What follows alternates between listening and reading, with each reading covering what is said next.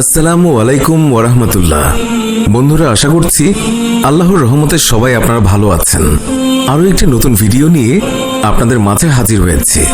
আমাদের আজকের এই ভিডিওতে জানাবো কিয়ামতের পূর্বে যা যা ঘটবে এবং কিভাবে আমরা বুঝবো যে কিয়ামত খুব দ্রুত চলে আসবে। আজকের আলোচনার বিষয় কিয়ামতের পূর্বে যা যা ঘটবে, অর্থাৎ ইমাম মাহাদির সময়কাল, দাজ্জালের আগমন, ঈসা আলাইহিস সালামের অবতরণ, ইয়াজুজ মাজুজের আবির্ভাব সম্পর্কিত ঘটনার পর্যায়ক্রম। ইমাম মাহাদির সময়কাল, রাসূলুল্লাহ সাল্লাল্লাহু আলাইহি ওয়াসাল্লাম বলেছেন, আমার বংশ হতে মাহাদির আবির্ভাব হবে। সে হবে প্রশস্ত ললাট এবং উন্নত নাসিকা বিশিষ্ট। তখনকার দুনিয়া যে রূপ জুলুমে ভরে যাবে, সে তার বিপরীতে তা ইনসাফে ভরে দেবে। তার যুগে উম্মত অযাচিত প্রাচুর্যের অধিকারী হবে, যা ইতিপূর্বে কখনো হয়নি। পৃথিবী তার সর্বপ্রকার খাদ্য সম্ভার পর্যন্ত উৎপন্ন করবে এবং কিছুই প্রতিরোধ করে রাখবে না। সম্পদের স্তূপ গড়ে উঠবে। লোকে দাঁড়িয়ে বলবে, হে মাহাদি, আমাকে দান করুন। তিনি বলবেন, তোমার যত প্রয়োজন নিয়ে যাও।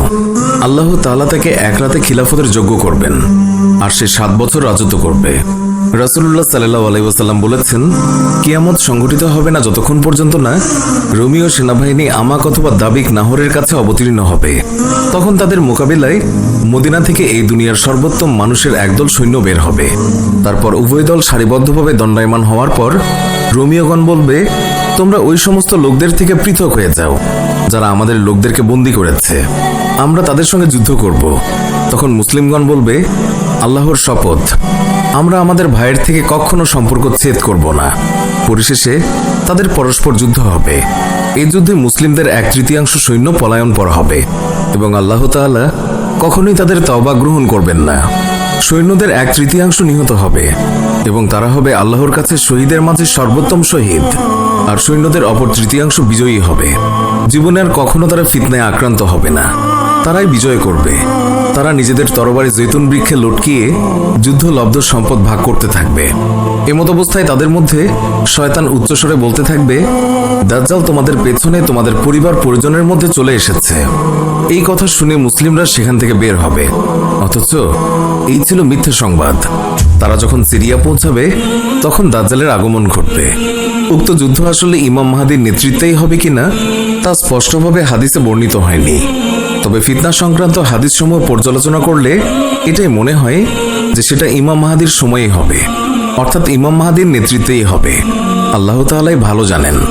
দাজ্জালের আবির্ভাব, রাসূলুল্লাহ সাল্লাল্লাহু আলাইহি ওয়াসাল্লাম বলেছেন, নিশ্চয়ই দাজ্জাল সিরিয়া এবং ইরাকের খাল্লা নামক স্থান থেকে বের হবে। তারপর সে তার ডান এবং বামে সর্বত্র বিপর্যয় সৃষ্টি করবে। আল্লাহর বান্দাগণ, তোমরা দ্বীনের উপর অবিচল থাকবে, কেননা আমি এখনই তোমাদের কাছে এমন সব নিকৃষ্ট অবস্থা বর্ণনা করব যা আমার পূর্বে বিশেষভাবে কোনো নবী তার উম্মতের কাছে বলেননি।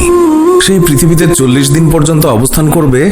এর প্রথম দিনটি 1 বছরের সমান, দ্বিতীয় দিনটি 1 মাসের সমান এবং তৃতীয় দিন 1 সপ্তাহের সমান হবে। অবশিষ্ট দিনগুলো তোমাদের দিনসমূহের মতোই হবে। সাহাবীগণ প্রশ্ন করলেন, হে আল্লাহর রাসূল, যেদিন 1 বছরের সমান হবে সেই দিন কি একদিনের সালাতে আমাদের জন্য যথেষ্ট হবে? উত্তরে তিনি বললেন, না, বরং তোমরা এই দিন হিসাব করে তোমাদের দিনের পরিমাণ নির্দিষ্ট করে নেবে।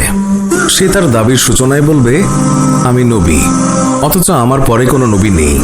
অতঃপর সে দাবি করবে, আমি তোমাদের রব, অথচ মৃত্যু না হওয়া পর্যন্ত তোমরা তোমাদের প্রভুকে কখনোই দেখতে পাবে না। সে হবে অন্ধ, অথচ তোমাদের রব মোটেই অন্ধ নন। তার 2 চোখের মাঝখানে লেখা থাকবে কাফের। শিক্ষিত এবং অশিক্ষিত প্রত্যেক মুমিন ব্যক্তি এই লেখাটি পড়তে সক্ষম হবে। দাজ্জালের অনাসৃষ্টির মধ্যে একটি হচ্ছে তার সাথে জান্নাত এবং জাহান্নাম 2 থাকবে। তবে তার জাহান্নাম হবে জান্নাত এবং তার জান্নাত হবে জাহান্নাম। যে ব্যক্তি তার জাহান্নামের বিপদে পতিত হবে, সে যেন আল্লাহর সাহায্য প্রার্থনা করে এবং সূরা কাহফের প্রথমাংশ তিলাওয়াত করে, তাহলে সেই জাহান্নাম হবে তার জন্য শীতল এবং আরামদায়ক। ইব্রাহিম আলাইহিস সালামের বেলায় আগুন যেরূপ হয়েছিল।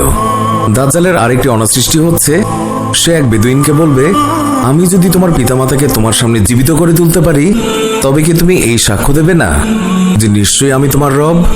সে বলবে, হ্যাঁ, অবশ্যই। তখন দাজ্জালের নির্দেশে 2টি শয়তান তার পিতামাতার অবয়ব ধারণ করে হাজির হবে এবং বলবে, হে বৎস, তার আনুগত্য করো, তার অনুগত হও, সেই তোমার রব। দাজ্জালের আরো একটি অনাসৃষ্টি হচ্ছে সে জনৈক ব্যক্তিকে পরাভূত করে হত্যা করবে, অতঃপর করাত দিয়ে তাকে ফেরে 2 টুকরা করে ছুঁড়ে মারবে। অতঃপর সে বলবে, তোমরা আমার এই বান্দার দিকে লক্ষ্য করো, একে আমি